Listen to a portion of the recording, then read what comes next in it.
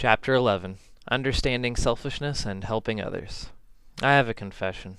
I was selfish yesterday. I made myself a sandwich. I really didn't consider anyone else when I made it. I'm sorry. Should I be sorry? In the last race of my freshman year of cross country, I was approaching the last half mile of a 3-mile race. A senior on my team was close, and as I was passing him up, he asked me to let him beat me in the race. I didn't let that happen. Afterwards, he called me selfish. He said I didn't consider him. He told me he deserved to place better in the race. I was in love with this girl once. I offered to pay off all of her college debt. Why pay interest to a bank when you can just pay me the principal? She said it would make her uncomfortable. She didn't want to go through with it. She said that it would do more harm than good. I considered her. I tried to help. Selfishness can be complicated. You are only hooked up to you. You don't get to see or feel what others see and feel. You can be empathic or psychic, but you get the idea. It's hard to truly consider someone else because you don't have a constant pulse on what they are going through. It is far easier to help yourself than it is to help someone else. It is also difficult to understand the consequences of your actions. It is easier to take responsibility for when you mess up trying to help yourself. It's another story when you mess up trying to help others. You may think you are helping someone else when you may be hurting them. I could have paid off the girl's debt, but maybe she would have felt a sense of financial dependence towards me. I could have let the senior beat me, but I may have been teaching him that all you have to do is ask someone to be a lesser person so that he can feel better. It goes deeper. If someone asks you for help, you have to be cautious about who or what you are actually helping. Who is really asking you for help here? The senior on my cross-country team may have not been the one asking me to lose at all. That could have been his ego attempting to get him a higher status in his mind. What if someone is asking me for money so they can buy a new car? What if the reason they want the new car is that everyone in his social circle could approve of his new purchase? Am I helping him, or am I feeding into his superego?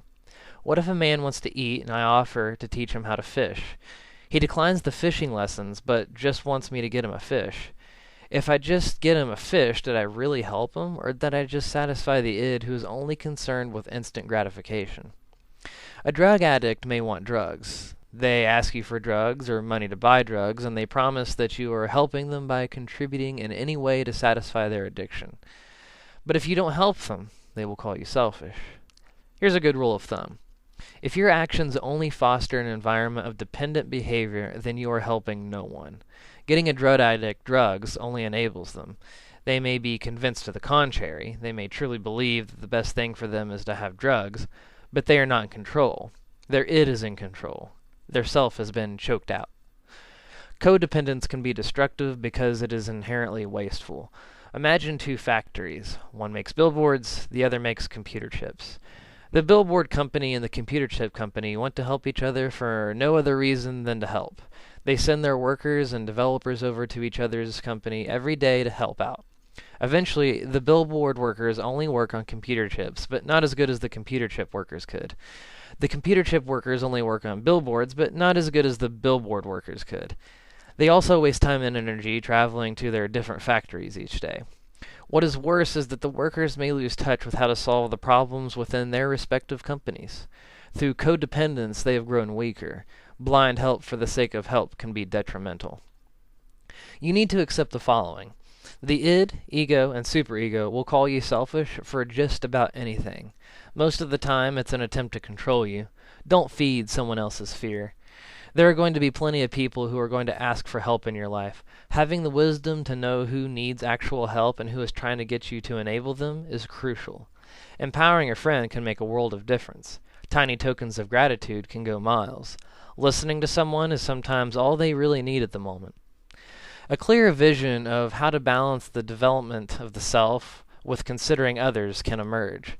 The virtue of justice can help you determine what is truly equal in any exchange. In the Marine Corps, it was considered poor leadership to eat before your subordinates were able to eat. As a leader, you have more authority on how to conduct a mission. Commands come from you. If the unit knows that you use that authority to get an advantage over them, a sense of inequality emerges. There has been an injustice. Develop your sense of justice, and you will be able to see through the fog of hidden vampires. At this point, the word selfish is no longer useful. You are yourself and can literally only act as yourself. Let's consider a Marine who jumps on a grenade to save his fellow Marines. I believe a semantic misunderstanding arises when we call their act selfless. Some may call it a selfless act. Far from it.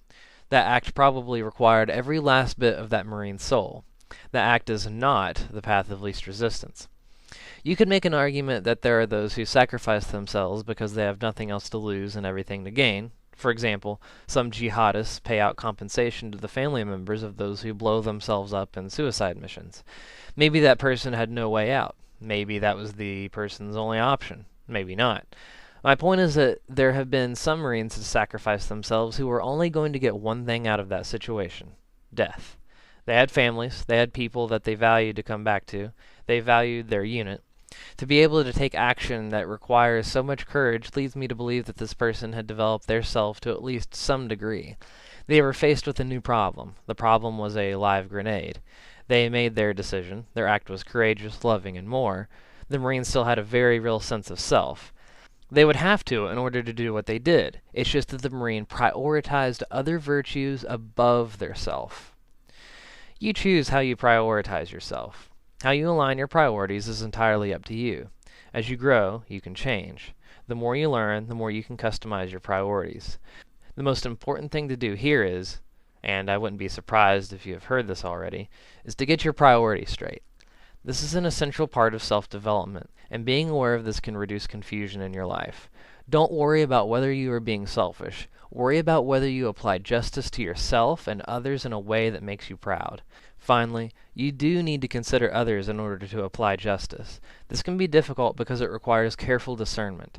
I barely ever know someone's whole situation. I work with what I have and make judgments with limited information. As you could imagine, I don't always judge correctly. At one point in your life, you may have heard someone say that you shouldn't judge others. That's just the superego talking. There is a trick to judging others.